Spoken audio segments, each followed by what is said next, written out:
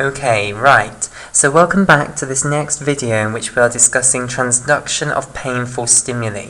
Okay, so we're currently in the process of discussing nociceptor activation, and I've said that my reference for all of the discussion of the different types of channels that are going to be involved in the transduction of painful stimuli into disturbances in the electrical potential difference across cell membranes, all of the nociceptors, so put, is Dubin and Potassium, and that's in 2010. They wrote a review on this.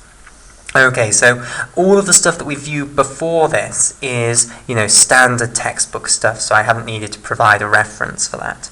Okay, right. So we've just discussed the meaning of electrical potential across the cell membranes, and that's certainly not from this reference. Okay, that reference is for the ion channels that we're about to discuss. Okay, right. So let's now talk about nociceptor activation then. Okay, so let's say we've got a peripheral terminal of the peripheral axon of our neuron. Okay, so remember, I originally drew you pictures like this. Okay, so we had the epidermis here and the dermis below, and then we had these nociceptors giving off loads of little branches like this. What we are now looking at is just one of these little branches, and we're looking at the terminal of that branch, and it will look something like so. Okay, so what's going to happen is the noxious stimulus is going to cause an ion channel in the membrane of the axon terminal here to open, which is going to cause depolarization of the electrical potential difference across the cell membrane. So let's imagine taking a little section of cell membrane out, for instance this little section that I've highlighted in turquoise, and putting this here.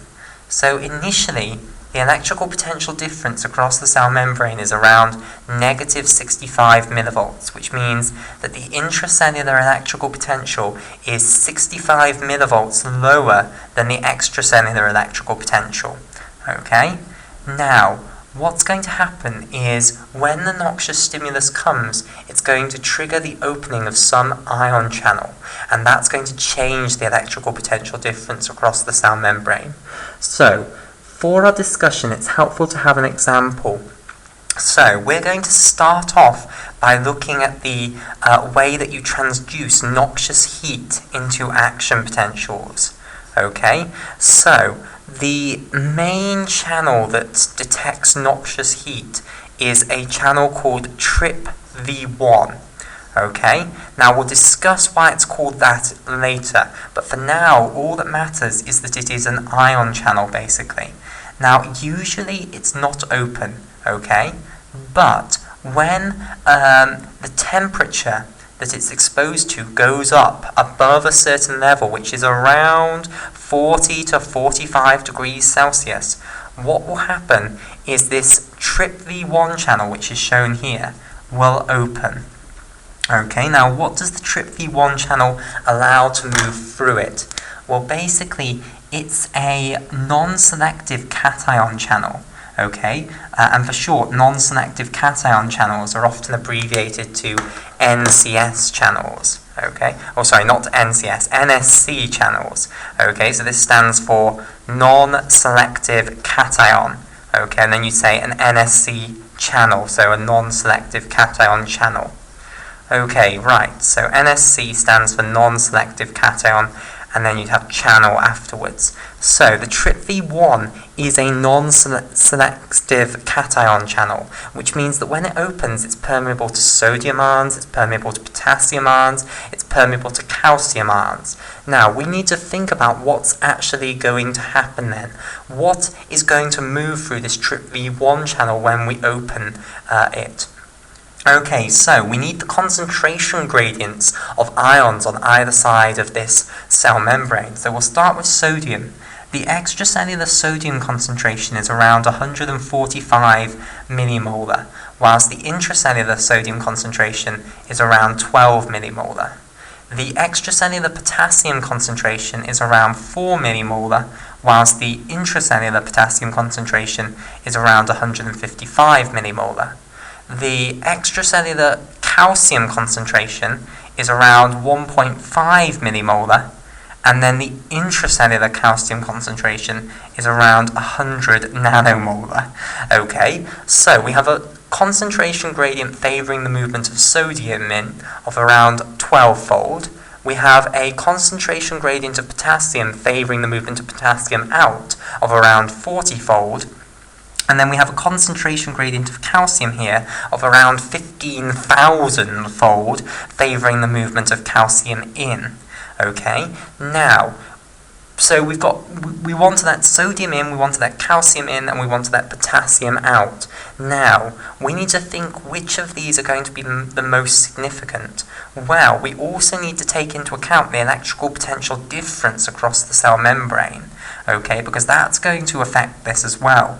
Because at the moment, the electrical potential of the intracellular space is 65 millivolts lower than the electrical potential of the extracellular fluid, which means that all of these cations, they are positively charged and they want to be where the electrical potential is lower, which at the moment is the intracellular compartment. So they all want to be in the intracellular compartment. So basically, the electrical gradient is going to support the movement of calcium ions in, so it's going to work with the concentration gradient to move calcium in. It's also going to work with the sodium gradient, but it's going to work against the potassium gradient. So basically the concentration gradient says move out for the potassium, the electrical gradient says move in. The electrical gradient actually isn't strong enough to overpower the concentration gradient in this case, so you still have a slight driving force for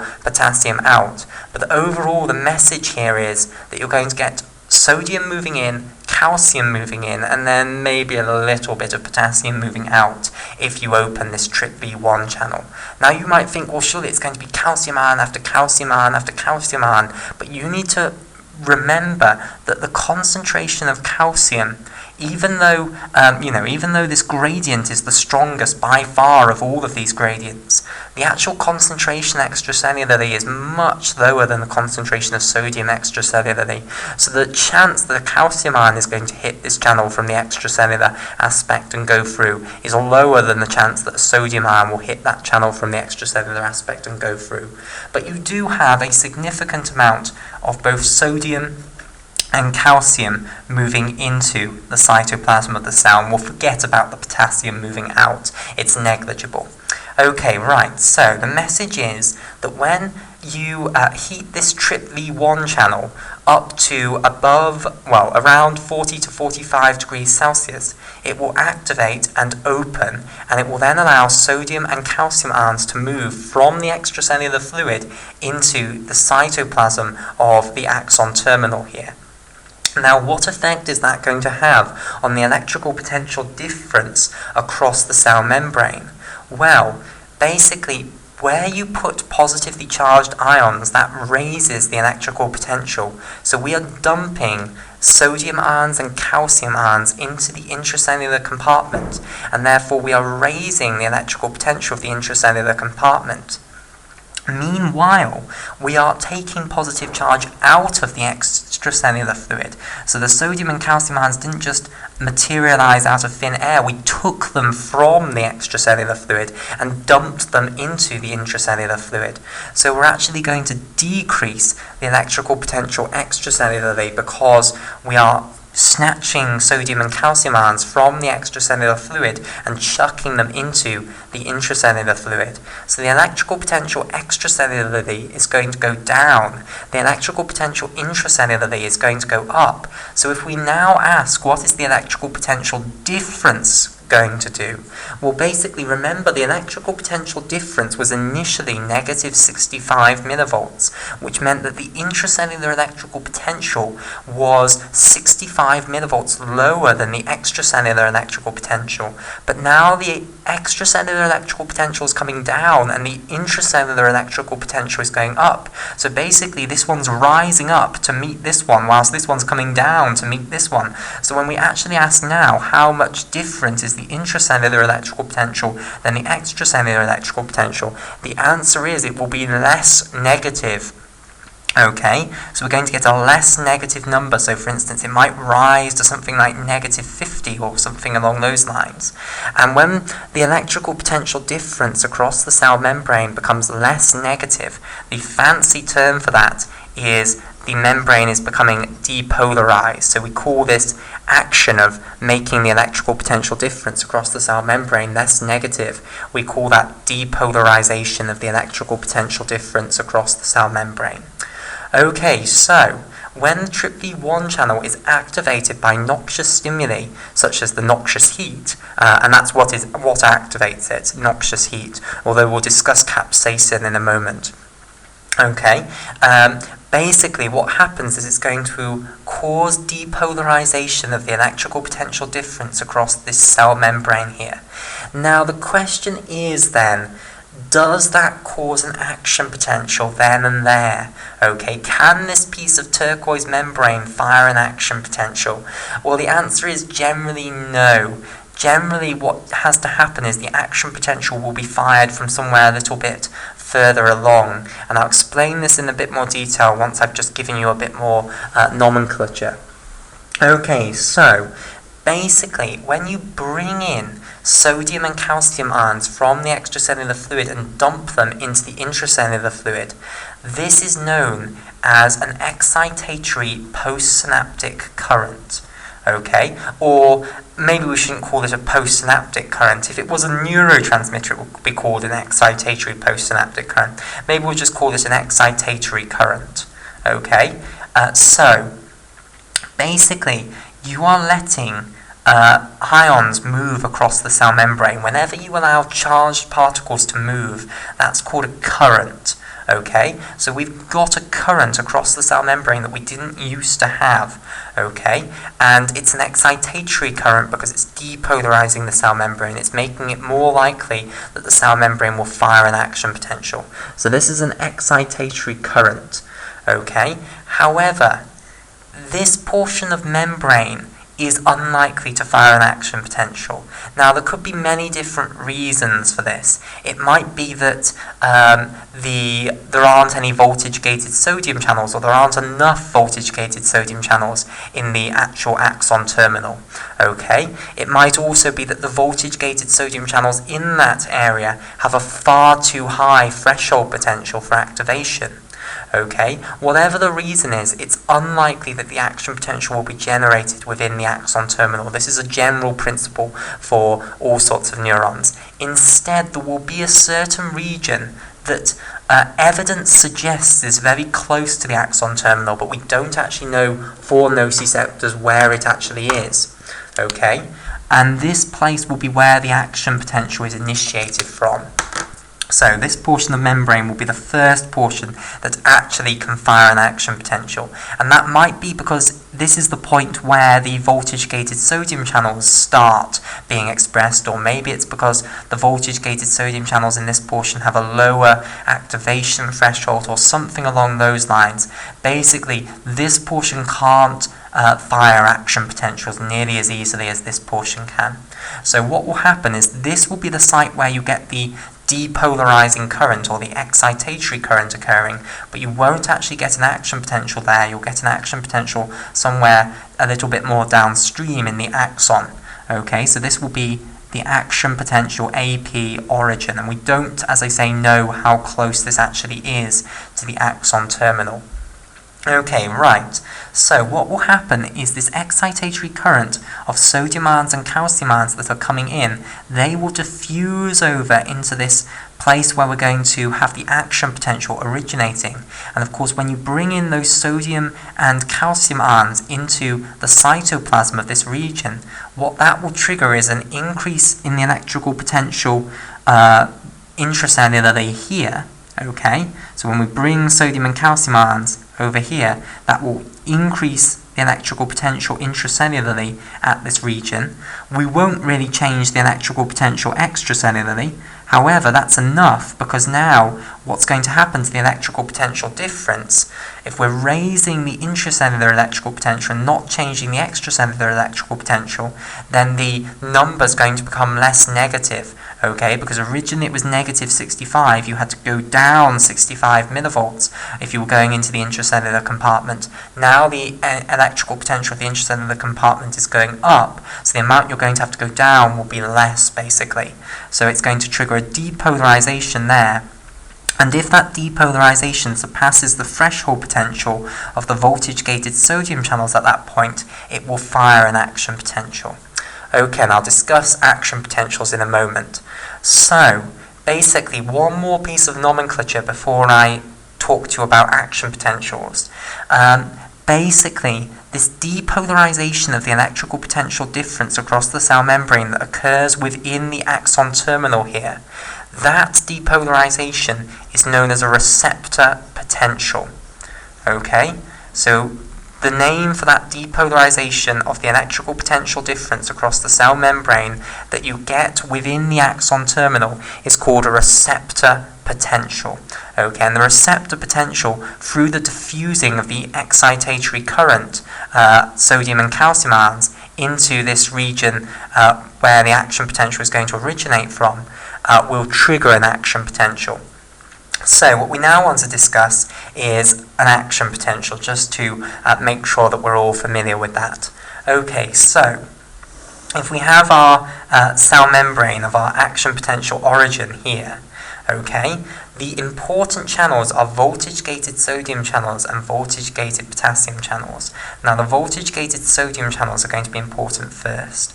Okay, so let's say this is our voltage-gated sodium channel. Now, usually the voltage-gated sodium channels are closed. Okay, so this is a voltage-gated sodium channel. So V for voltage, G for gated, N for sodium. We're using the periodic table symbol for sodium, which is Na, and then C for channel. Okay, however, when the electrical potential difference across the cell membrane becomes depolarized, which is going to occur when some of this excitatory current makes its way into the intracellular fluid just underneath this voltage-gated sodium channel within this action potential origin region, okay, then the voltage-gated sodium channel will activate. So, basically, what people usually do is they plot a graph of the electrical potential difference across the cell membrane from extracellular to intracellular, and we'll plot it at this little piece of membrane here that's within this action potential origin, which is this little piece of membrane we've got here. So we're plotting this number, basically, the difference between the electrical potential intracellularly and the electrical potential extracellularly. So the electrical potential difference you feel if you go from extracellular to intracellular. So, originally it will have started out at something like negative 65 millivolts, the resting membrane potential.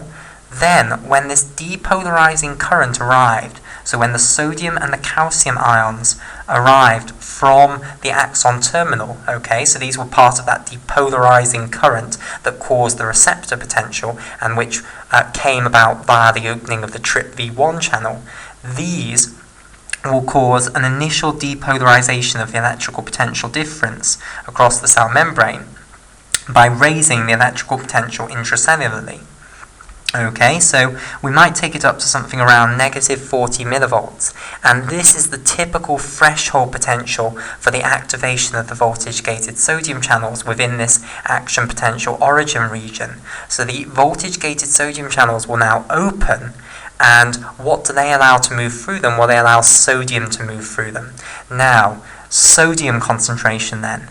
Extracellularly, we've got 145 millimolar sodium. Intracellularly, we've got around 12 millimolar sodium. So, we still have a negative electrical potential difference across the cell membrane. Yes, it's now only negative 40, but the intracellular compartment is still lower in electrical potential by 40 millivolts than the extracellular compartment. So we have still got both a concentration gradient and an electrical gradient that are favoring the movement of sodium into the cell when you open a voltage-gated sodium channel. Okay, so in orange here, this is a voltage-gated sodium channel. Right, now, What does allowing sodium ions to move into the cell through this voltage-gated sodium channel do to the electrical potential difference across the cell membrane? Well, moving sodium ions into the intracellular compartment will raise the electrical potential intracellularly, and it will also decrease the electrical potential extracellularly, because we're grabbing these sodium ions from the extracellular compartment and dumping them into the intracellular compartment. Dumping them into the intracellular compartment raises the electrical potential intracellularly. Taking them away from the extracellular compartment lowers the electrical potential extracellularly. So what's now going to happen? Well, that's going to lead to rapid depolarization of the electrical potential difference, because to see this mathematically, remember the electrical potential difference from extracellular to intracellular was the electrical potential intracellularly, the new electrical potential, minus the electrical potential extracellularly, the old electrical potential. If we're raising this number and decreasing this number's getting bigger, the number we're subtracting off is getting smaller. That means the number's going to become more and more positive. So what's going to happen is you're going to get a great upstroke of the action potential, and I regret writing that there now. So you get this rapid upstroke, and it goes up to around plus 40 millivolts. Okay, so now what happens is the voltage-gated sodium channels close. Now I want to stress something.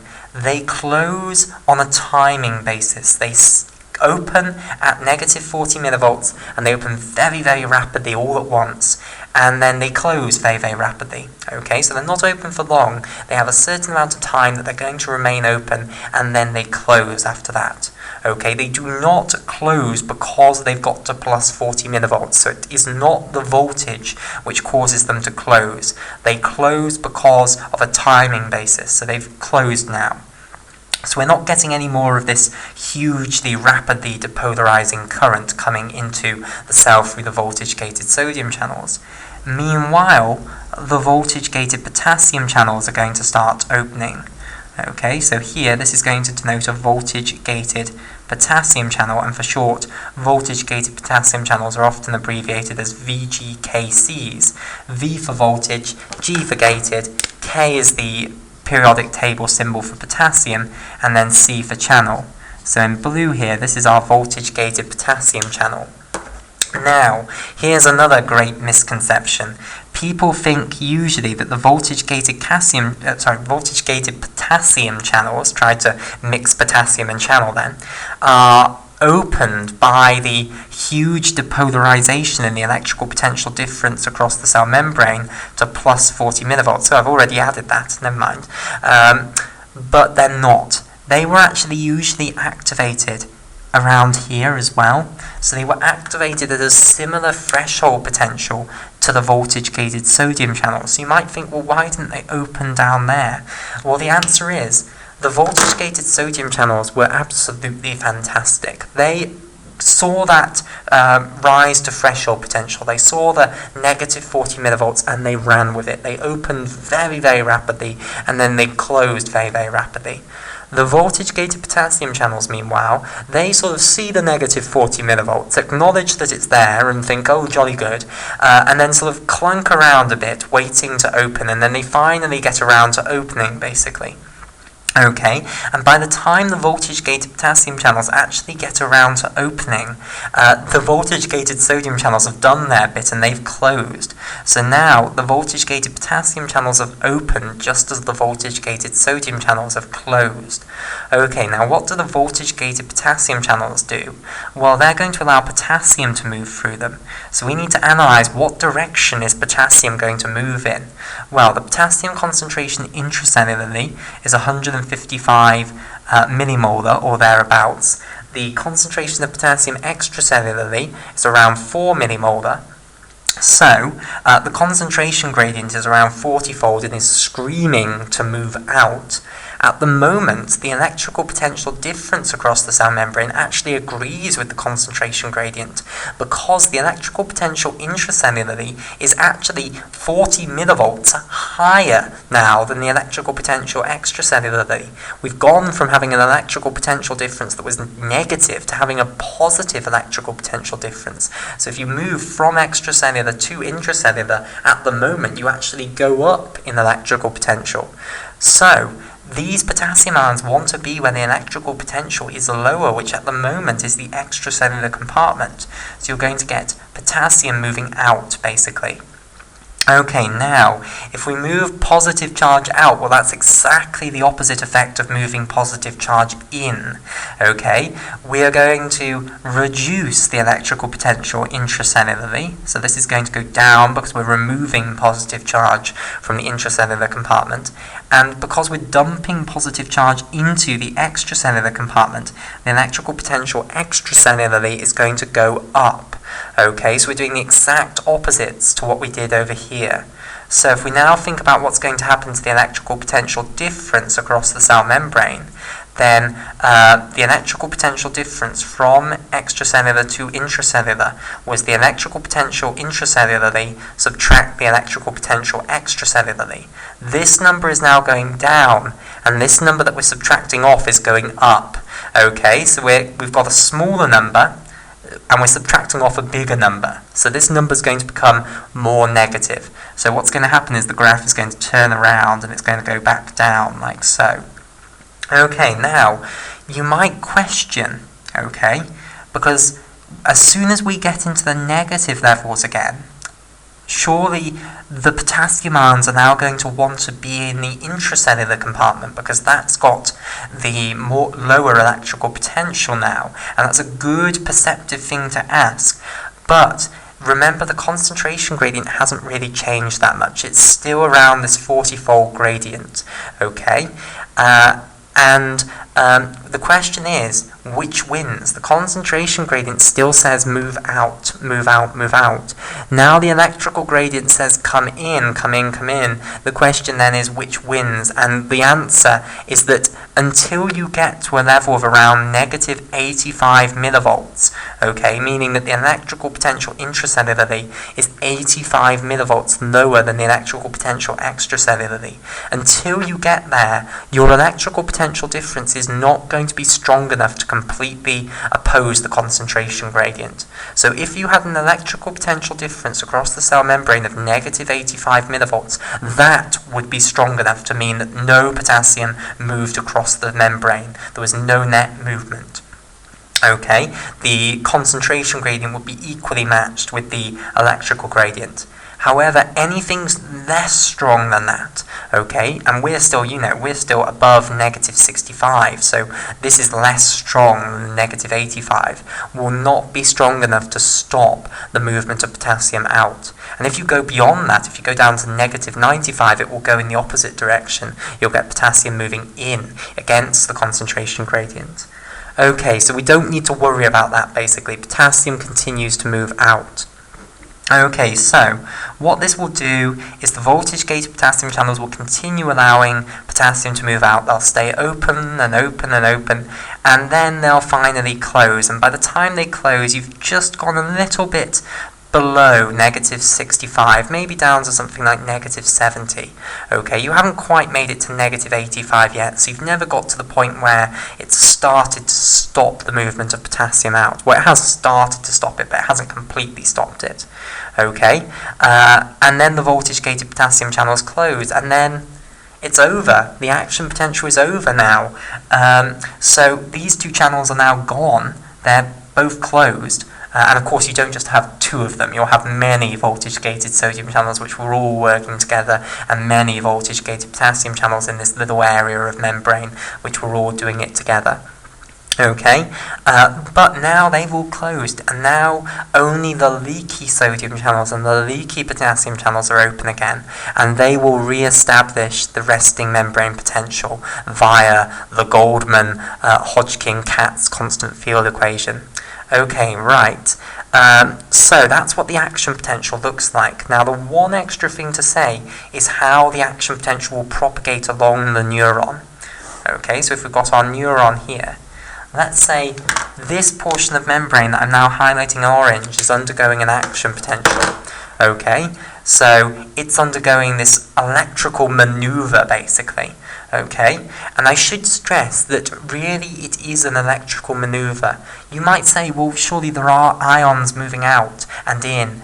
Basically, the number of ions that move in and the number of potassium ions that move out, it's negligible, really, okay, compared to the concentrations that we've got, okay, so for instance, compared to 145 millimolar and 12 millimolar and 155 millimolar and 4 millimolar, the actual number that is moving in and out, it stacks up to millions, but millions is nothing compared to the mole scale, which is 10 to the power of 23, so it's not, we don't really need to worry about the actual movement of ions. It's not really an ionic movement. The electrical maneuver is caused by the ionic movement, but remember that the ion changes in concentration are negligible. So really what's changing, what the significant thing that is changing, is the electrical potential difference across the cell membrane. Okay, right. Having said that, the way that it actually conducts is via the ions again. So when you're in this up stage of the action potential, you're letting in sodium ion after sodium ion after sodium ion, and some of these sodium ions will diffuse over to the neighbouring portion of membrane here. And what will they trigger? Well, they will trigger the same thing that these initial sodium and calcium ions, which were coming from the axon terminal via the TRPV1 channels, caused in this first piece of membrane. Okay, they will cause the electrical potential intracellularly to become depolarized. And remember, it doesn't take that many sodium ions to depolarize the electrical potential intracellularly significantly. Okay, whilst the electrical potential extracellularly will roughly remain the same, and then of course that's going to cause depolarization of the electrical potential difference across the cell membrane here, and that's that first phase of the action potential undertaken for this little section of membrane, which I'll now highlight in red, and it will then undergo the action potential maneuver in exactly the same way, because it will have voltage-gated sodium and voltage-gated potassium channels. So this is how you can spread the action potential along the cell membrane, how it can propagate forward from membrane portion to membrane portion to membrane portion. And this concept that an action potential in this portion of the membrane can trigger an action potential in its neighbouring portion of the membrane, which can then trigger an action potential in its neighbour, which can then trigger an action potential in its neighbour. It's an example of saltatory conduction.